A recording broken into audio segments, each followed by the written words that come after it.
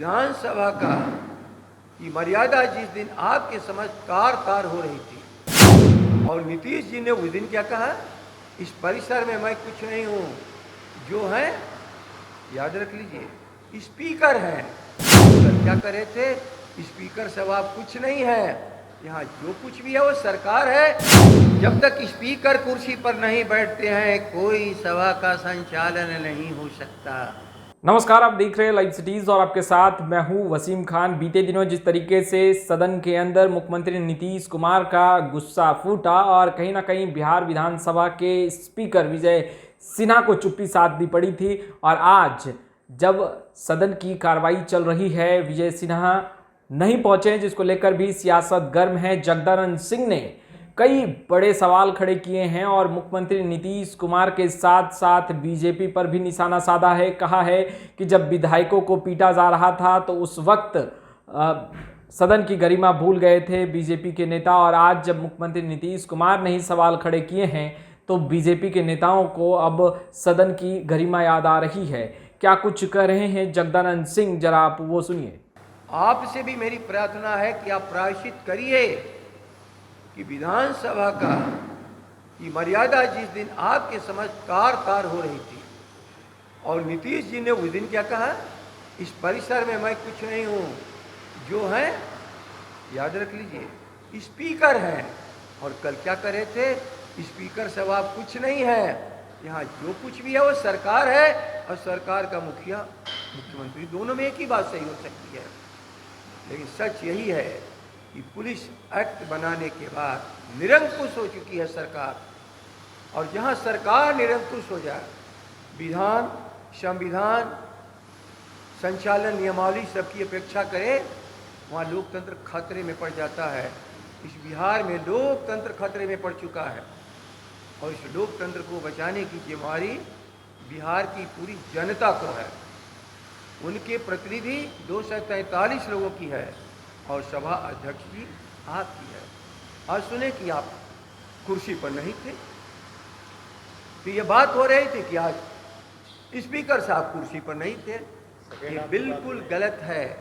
Speaker साहब की अनुमति से उस कुर्सी पर सभा संचालन करने के लिए उनके पैनल का एक व्यक्ति था ही। और मुझे आश्चर्य है कि पुलिस एक्ट के दिन भी जो बैरियर को पार कर करके जो सभा संचालन करने के लिए पहुंचे थे श्री प्रेम, वही कल भी नहीं आज कुर्सी पर विद्यमान थे। ख्याल कर लीजिए, इन दोनों घटनाओं को जरा ठीक से आप देख लो, तो ये सारी घटनाएं दोहराई जा रही है बिहार की जनता को भयभीत करने के लिए। पत्रकार आपको भी भयभीत होना पड़ेगा, बिहार की जनता को भयभीत होना पड़ेगा, क्योंकि जिस दिन तंत्र अनियंत्रित हो जाए उस दिन लोकतंत्र को बचाना मुश्किल है। इसलिए छोटे दायरे में इस विषय को केवल न दिखा जाए। श्री नीतीश कुमार, माननीय कथित मुख्यमंत्री बिहार, आपने न डॉक्टर लोहिया को की मर्यादा को रखा, न कर्पूरी ठाकुर जी की मर्यादा को रखा, न अपने समाजवादियों के चरित्र की आप रक्षा कर पाए हो। एक निरंकुश व्यक्ति की तरह आप शासन करने के लिए आगे बढ़ रहे हो और भारतीय जनता पार्टी सहयोग कर रही है। तो ये जो कुछ भी हुआ इन दोनों की सहमति से हुआ। हमले हो रहे हैं लोकतंत्र पर, हमले हो रहे हैं जनता पर। इस हमले से कैसे बिहार बचे और देश का लोकतंत्र बचे, ये प्रश्न सबसे बड़ा कल जो खड़ा हुआ है, इसका हल निकालना पड़ेगा।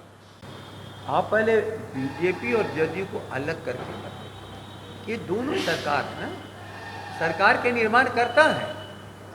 यदि केवल एक की इच्छा से हो रहा था ऐसा लगा, नहीं तो सरकार बैठी अपने बिजनेस के लिए और स्पीकर साहब के प्रतिनिधि कुर्सी पर बैठे थे। जब तक स्पीकर कुर्सी पर नहीं बैठते हैं कोई सभा का संचालन नहीं हो सकता। उनकी सहमति से सभा का संचालन हो रहा था। इसलिए बीजेपी और जदयू का क्या मामला, ये तो बिहार की 12.5-13 करोड़ जनता की मर्यादा का प्रश्न है और भारत की भीतर बिहार जो लोकतंत्र की जननी है, उस पर सभी लोग आज खेद प्रकट कर रहे हैं, क्योंकि उसकी मर्यादा कहाँ नहीं है। लेकिन बीजेपी के विधायक तो ये कह रहे हैं कि हम लोगों का कोई हैसियत ही नहीं है। जब विधानसभा अध्यक्ष का नहीं सुना जा रहा है तो विधायक का क्या सुना जाएगा? आप एक बात यहाँ आओ, जब विधानसभा की हैसियत नहीं है तो उसके सदस्यों की क्या हैसियत है? विधानसभा की हैसियत अभी नहीं है। केवल सदस्य बनने से नहीं, उनको प्रिविलेज प्राप्त है। केवल सदस्य बनने के चलते उनको अधिकार प्राप्त नहीं है।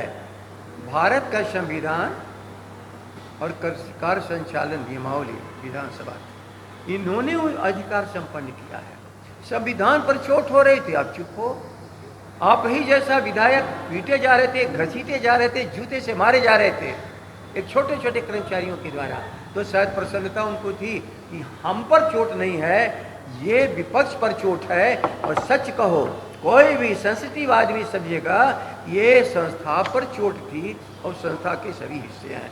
इसलिए बीजेपी और जदयू, हम या जो अन्य पार्टियां जो सरकार में हैं, इस दोष से कोई मुक्त नहीं है। यदि सचमुच दोष मुक्त और बिहार की जनता और देश की जनता में उदाहरण पेश करना हो तो हटा दो उस कुर्सी पर, जिस पर बहुमत के तहत कुर्सी पर बैठा है बिहार का मुख्यमंत्री। तब नहीं मानूंगा कि आपको मर्यादा का ख्याल है। तो आपने सुना जगदानंद सिंह का गुस्सा फूटा है मुख्यमंत्री नीतीश कुमार को, तो खरी खोटी सुना ही रहे हैं। दूसरे तरफ बीजेपी नेताओं को भी खरी खोटी सुना रहे हैं और साफ साफ लफ्जों में कहते नजर आ रहे हैं कि बिहार विधानसभा अब बचा कहाँ, विधायकों को जहाँ पीटा जाता हो उसकी गरिमा बची कहाँ। और अब जब बीजेपी सवाल उठा रही है तो कहीं ना कहीं जेडीयू और बीजेपी का साठगांठ साफ तौर पर देखा जा रहा है। जगदानंद सिंह बीजेपी और जेडीयू दोनों ही दलों पर निशाना साध रहे हैं और मुख्यमंत्री नीतीश कुमार को खरी खोटी सुना रहे हैं। खैर, लाइव सिटीज के साथ बने रहें। आपका बहुत बहुत शुक्रिया।